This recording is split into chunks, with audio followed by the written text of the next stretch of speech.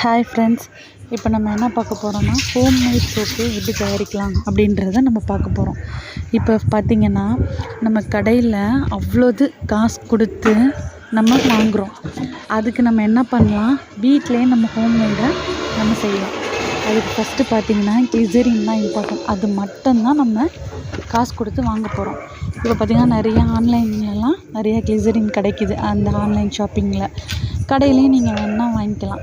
அதில் பார்த்திங்கன்னா 500 கிராம் வந்து 150 ரூபான்னு ஒரு மீஷோவில் ஒரு இது போட்டிருந்தோம் ஆஃபர். அதில் பார்த்திங்கன்னா ஃப்ரீயாக மோல்டு எங்களுக்கு கொடுத்தாங்க. அதை நாங்கள் வாங்கினோம்.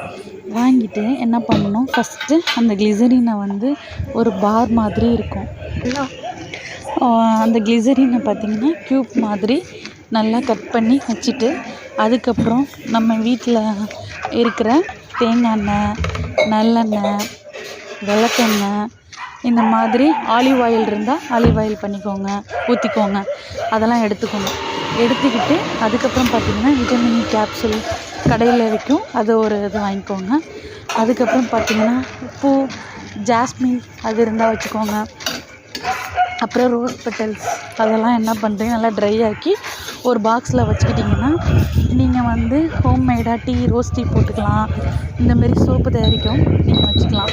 அதுக்கப்புறம் எங்கள் வீட்டில் இருந்த சின்ன சின்ன இதுன்னு பார்த்திங்கன்னா அந்த சீரம், அதுக்கப்புறம் அந்த ஜெல், அது எல்லாம் போட்டு நல்லா கிரைண்ட் பண்ணி நல்லா வச்சுக்கிட்டோம்.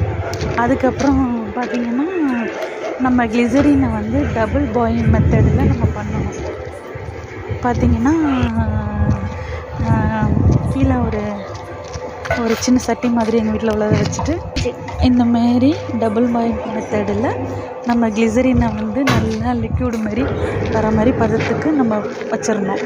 அதுக்கப்புறம் என்கிட்ட மோல்டு இது ஒன்று தான் இருந்தது. அதுக்கப்புறம் சரி மீதி உள்ளதை இதில் ஊற்றிக்கலாம், நம்ம அதுக்கப்புறம் கொஞ்சம் ஸ்கொயராக கட் பண்ணிக்கலாம் அப்படின்னு சொல்லிட்டு நாங்கள் என்ன பண்ணிட்டோம், அந்தமாரி வச்சுட்டோம். ஓகே, நம்ம என்ன பண்ணணும்னா நான் சொன்ன இன்க்ரீடியன்ட் எல்லாம் அந்த கிளிசரின் வந்து நல்லா லிக்யூட் ஆனோன்னே நான் சொன்ன எங்களோட வீட்டில் உள்ள எல்லா ஐட்டம்ஸ் தூக்கி அதில் போட்டு நல்லா மிக்ஸ் பண்ணிட்டோம். நல்லா மிக்ஸ் பண்ண பிறகு என்ன பண்ணணும், இப்போ நல்லா கரைஞ்சிருச்சு.